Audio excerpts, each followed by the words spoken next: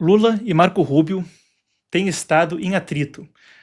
Isso é parte da crise diplomática mais ampla, a pior em 2 séculos entre Washington e Brasília. Bem, Brasília não existe aí há 2 séculos, mas a pior em 2 séculos entre Brasil e Estados Unidos. Bom, nesse sentido, houve uma enxurrada de publicações por parte de aliados de Marco Rubio e Donald Trump no final de semana, pontuando diretamente o presidente brasileiro. As mais notórias foram do deputado Carlos Giménez, de origem cubana, deputado que vem dos distritos do sul da Flórida.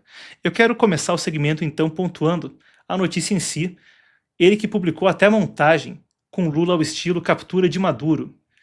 Vamos lá, o que a gente tem do deputado Carlos Giménez? Então, Daniel, coloca na tela e eu vou passar com os posts pelo público. O Carlos Giménez, explicando brevemente, é um aliado próximo de Marco Rubio. Ele é da mesma região, parlamentar pela mesma região, o sul da Flórida, e tem 3 grandes aliados de Rubio no Congresso. Mário Dias Balart, Maria Elvira Salazar e esse aqui ao lado, o Carlos Giménez. Eles têm muita proximidade pessoal e, quando Marco Rubio era parlamentar, tinham ainda mais proximidade profissional trabalhando juntos no Congresso. Eles na Câmara Baixa, Marco Rubio como senador, no Senado, claro, uma Câmara acima do que os deputados, os representantes, como são chamados nos Estados Unidos. Então isso vem sim com um contexto onde há essa proximidade. Para quem estiver interessado, eu cheguei a entrevistar o deputado Carlos Giménez pessoalmente em Washington, aqui no canal em 2025. Se procurar, vai encontrar. Sem mais delongas, vamos lá então. A gente começa com essa. A hostilidade de Lula quanto a Marco Rubio não é nenhuma surpresa.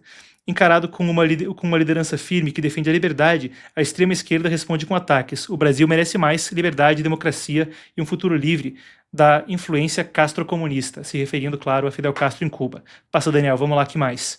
Chegou a compartilhar isso numa imagem, onde disse que o ódio de Lula a Marco Rubio tinha uma origem clara, a influência dos seus chefes da ditadura castrocomunista. Prosseguindo, talvez a imagem que mais tenha rodado no final de semana. Bom, antes disso, no Congresso americano nós sabemos que o Lula da Silva no Brasil é corrupto comunista e um criminoso condenado como Díaz-Canel em Cuba, Ortega na Nicarágua e Delcy na Venezuela. A única diferença é que ele não teve sucesso em transformar o Brasil em uma ditadura socialista ainda. E agora sim a imagem. Estou tentando chegar nela, mas a gente separou várias das publicações porque, de fato, foram muitas aquelas que no final de semana rodaram. Daniel traz para mim quando a gente tiver, então. Pô, me falando aqui que a gente está sem imagem, então vou corrigir isso aí imediatamente. Pedir ao público a licença para eu enviar aqui. Pessoal, vou até pedir desculpas para a produção, eu que normalmente mando aí as imagens antes do programa. Selecionei já no final de semana para enviar para o Daniel e essa aqui acabou não estando aqui. Então, um instante, ela vai aparecer na sequência. Enviei, a gente já coloca na tela. Mas, bom, completou publicando uma imagem de Lula vestido como Maduro, quando foi capturado pelos Estados Unidos, ao invés de estar com uma garrafa na mão de água, estava com uma garrafa de, escrito 51, uma garrafa de cachaça aí copiando. Aí está então. Essa foi a imagem que ele publicou, que chegou a pegar 1,3 milhão de visualizações. Cenário delicado nas relações internacionais. Como eu disse, não vem nenhuma publicação do executivo, mas ele é um aliado próximo de Marco Rubio e, para quem quiser ler nas entrelinhas, pode também entender isso a partir desse ângulo. Até porque essas publicações aconteceram repentinamente, logo depois que Lula falou na sexta-feira que Marco Rubio era frustrado, que não gostava do Brasil, não gostava de Cuba, não gostava da América Latina. A gente tem aqui o petista na sexta. Mas ele tem um cidadão que não gosta do Brasil, que não gosta da América Latina e que é um bolsonarista, que é o homem secretário de Estado, que é o Marco Rubio. Ele não gosta. Eu disse para o Trump, esse moço não gosta do Brasil. Não gosta, ele é um anti-latino-americano. Ou um latino-americano frustrado, porque ele foi embora de Cuba, o avô dele, o bisavô dele lá, ele nunca morou em Cuba. Mas ele foi embora, ele é um descendente de cubano de Miami. Então ele odeia Cuba, odeia a Colômbia, odeia o Brasil. E ele faz as coisas diferentes daquilo que a gente conversa com o Trump. Bem,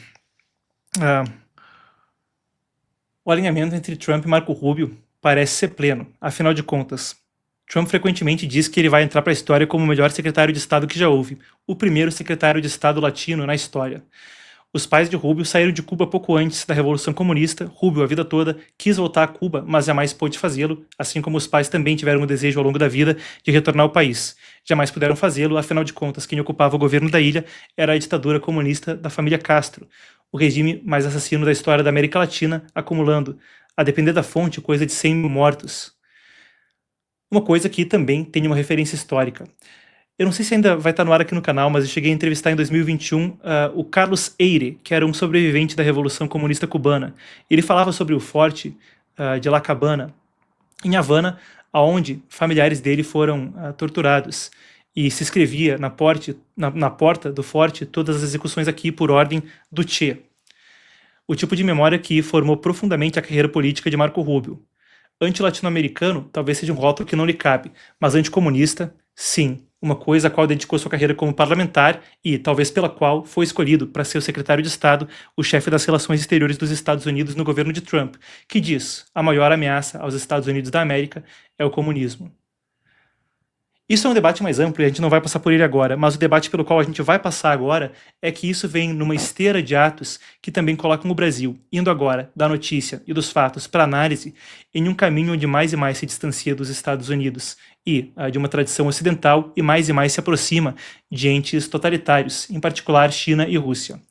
Conforme isso acontecia, eu faço uma breve retrospectiva por alguns dos eventos que coroaram esse tipo de tendência na semana passada. Daniel, vou pedir que você coloque as imagens ao meu lado e a gente vai passando por elas juntos. Essas são algumas das que eu estou acompanhando. Vamos lá.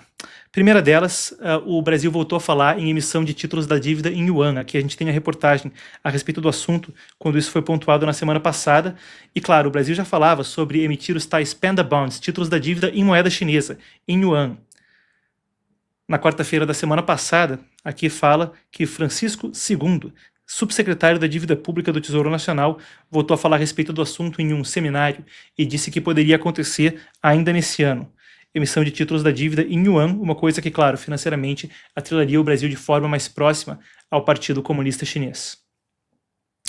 Prosseguindo, Nikolai Patrushev esteve no Brasil. Nikolai Patrushev é um ex-figurão agora chamada FSB, mas a organização que antes, na época soviética, chamava-se KGB. Esse assessor de Putin não é só um mero assessor, mas um dos aliados mais próximos de Putin, alto figurão, tanto militar quanto na comunidade de inteligência, um dos homens de confiança do líder russo. Patrushev, no Brasil, a depender da reportagem, discutiu assuntos quanto à Marinha. Isso aí foi coisa pública. Também houve reportagens, pendente de maior confirmação oficial sobre o grau dessas conversas, a respeito especificamente, aqui está a nota da Embaixada Russa, a respeito especificamente sobre cooperação nuclear. Em se confirmando, não é livre de contexto não, tá? Foi numa mesma semana onde o Paraguai, por exemplo, assinava acordo sobre cooperação nuclear civil com os Estados Unidos, coisa feita por Equador e República Dominicana. Atrelar um país a outro através de cooperação nuclear civil é coisa que significa muito. De acordo com a OCDE, se for desde o planejamento da construção de uma usina até a gestão de descarte do resíduo nuclear, se fala em pelo menos 8 décadas de cooperação, nas quais matriz energética, coisa que deixa os dois países muito próximos, pode acontecer. Então houve o caso aí do Patrushev vindo ao Brasil. O Patrushev é esse de terno azul ali no meio, terno azul e gravata azul no meio da imagem, aí em encontro então com o pessoal da Marinha Brasileira. Isso foi logo depois de encontrar Lula. Numa semana onde Lula também conversou por telefone com Vladimir Putin, vale a pena acrescentar. O momento onde ele veio é curioso, afinal de contas, até mesmo se encontrando com a Marinha. Aqui a gente tem outra reportagem da semana passada que pontua, nessa sequência de eventos, uma revelação de que, cruzando dados publicamente consultáveis e documentos exclusivos, se revelava 6,2 bilhões em diesel sancionado vindo para o Brasil. Compras em evasão de sanções americanas e ocidentais. Compras através da chamada Frota Fantasma, uma série de navios que não poderiam estar vendendo petróleo russo, de acordo com uma série de sanções que visavam cortar os fundos da Rússia, o dinheiro da Rússia para a guerra na Ucrânia, mas que uma série de países pelo mundo compram em evasão dessas sanções com preço muito descontado. Empresas grandes que fazem comércio com Estados Unidos e Europa normalmente podem sofrer represália.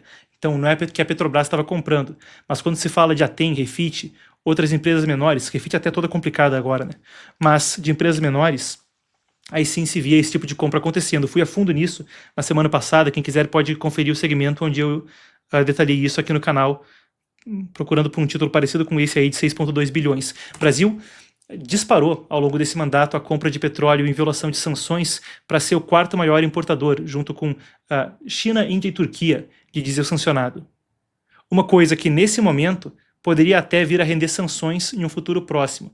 Afinal de contas, o Senado americano aprovou na semana passada um pacote de sanções que poderia colocar o Brasil na mira como um dos principais países que evade sanções sobre a compra de petróleo russo. O que mais? Completando, a gente teve ainda a AGU. A gente teve ainda a AGU cobrando, então, a respeito de Discord, depois que a primeira-dama Janja da Silva pediu por censura, bloqueio da rede aqui. Agora ainda, estão vendo se chegam a um acordo com a rede, mas esse é precisamente o tipo de conduta que fez com que o Brasil fosse considerado uma emergência e fosse caso de tarifa, sob a seção 301 da Lei Comercial Americana de 1974. Não vou entrar em detalhes de toda a lei agora, isso é um assunto que já sofreu ampla cobertura, já recebeu ampla cobertura, melhor dizendo, da mídia, mas, basicamente, quando as tarifas vieram, isso foi imposto também pelo entendimento de que a justiça não tratava de forma condizente as big techs americanas, com o X e a sua derrubada sendo o caso mais notório.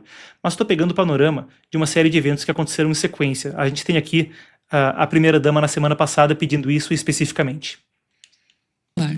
A gente precisa bloquear o Discord no Brasil de qualquer forma. A gente precisa encontrar instrumentos para isso acontecer, ministro. Para dar contexto para a fala dela, ela criticava o fato de que existia automutilação de jovens ali e outros tipos de, coisas não apropriadas para a juventude em particular que ali aconteciam. Esse é outro debate sobre como lidar com as redes, mas o fato é justamente o tipo de conduta que cai nas investigações anteriores, mantendo aqui esse ângulo sobre geopolítica e a questão internacional, conforme a gente fala a respeito desse distanciamento. Bem, isso acontece enquanto, para Washington, a América Latina volta a ser uma prioridade estratégica. A gente falou a respeito dessa tendência regional, falei extensamente sobre isso hoje. Agora, a ver como o governo vai lidar com isso seguindo adiante. Aqui tem uma reportagem publicada hoje pelo Estadão dizendo que o Brasil esboça uma reação com cartas buscando pragmatismo, que essa reportagem publicada hoje mais cedo então pelo Estadão. Cartas para Keiko Fujimori, para a gestão do Sprieja, Mauro Vieira na posse do colombiano, para buscar algum tipo de contato. Mas o resultado na prática permanece nebuloso. As relações hoje em dia são mais e mais personalizadas e vão até para galhofa. Isso é coisa até dos dois lados na política, tá? Não é coisa exclusiva. Afinal de contas, a gente viu Milei no Brasil dizendo que Alexandre de Moraes era um lixo careca e o Lula um ladrão socialista. Trump fala com esse tipo de termo, não sobre uma pequena quantidade de líderes. O Brasil, falando diretamente de Marco Rubio como frustrado, isso aí é uma coisa que parece ser mais e mais comum na política mundial hoje em dia, e não está claro como é que Lula vai navegar esse cenário de desgaste. Mas até agora, saiu das ofensas apenas, ou do debate acalorado da troca de farpas, e chegou a rebaixar as relações diplomáticas com a Argentina, tirando o embaixador de Buenos Aires e pedindo que não houvesse embaixador argentino no Brasil. E pareceu contente também em usar a retórica anti-americana para ganhar mais apoio eleitoral, ao mesmo tempo em que seguia com uma agenda que é a agenda petista de longa data nas relações exteriores: se afastar de potências ocidentais e aproximar o Brasil do Partido Comunista Chinês e outras ditaduras. Agora, encerrando a cobertura, é a pergunta de como é que isso vai funcionar no longo prazo. Marco Rubio, afinal de contas, está entre os cotados para assumir a presidência americana em 2028, se o Partido Republicano conseguir eleger o próximo presidente. E acreditar que o que acontece agora é coisa momentânea pode ser até míope. Para dar base para o que eu estou falando, aqui está um artigo do Washington Post, que é um dos principais jornais com alinhamento à esquerda nos Estados Unidos, e tem um artigo do Fareed Zakaria. O Fareed Zakaria é um dos caras do Partido Democrata. Não é justo colocar ele como um cara democrata em si, mas um analista com uma tendência, uma guinada à esquerda bastante forte. Ele comenta hoje na CNN, escreve no Washington Post, e é um cara até que chegou a revisar o livro do tão polêmico bilionário George Soros no passado. O Zakaria está fazendo um argumento interessante quando se fala da postura da esquerda americana e das possibilidades do que vem adiante. Ele fala aqui que os democratas precisam encarar o seu real problema. E diz que os democratas vão jogando mais e mais à esquerda na economia para tentar capturar o trabalhador comum, o forgotten man, o homem no interior dos Estados Unidos, mas que não conseguem sair da cultura woke quando se fala do debate da pauta de costumes. E isso pode até dar para eles algumas eleições em lugares muito esquerdistas, centros urbanos, colocar socialistas no Congresso, etc. Mas poderia custar para eles uma eleição geral, em termos de cargos que têm essa abrangência nacional, como a presidência. E a análise dele foi que, apesar de desgaste com Trump, existia um alerta no horizonte de que os democratas não tinham garantia qualquer de conseguir ganhar as próximas eleições gerais. E Marco Rubio, J.D. Vance são aí as duas principais possibilidades que despontam. Esse atrito na América Latina poderia respingar de forma mais forte na presidência caso, lá na frente, algo assim se concretize. Você tem uma empresa no Brasil, quer fechar mais clientes? Então presta atenção no que a gente vai falar agora. Aqui a gente tem dados de alguns dos clientes que anunciaram no Epoch Times Brasil e tivemos clientes, por exemplo, no ramo de construção, com tickets nas dezenas de milhares ou até centenas de milhares de reais. Isso aqui foi o nosso resultado, conseguindo 1.288 leads, então, clientes humanos. Mas eu tenho um pequeno negócio. Não tem problema nenhum.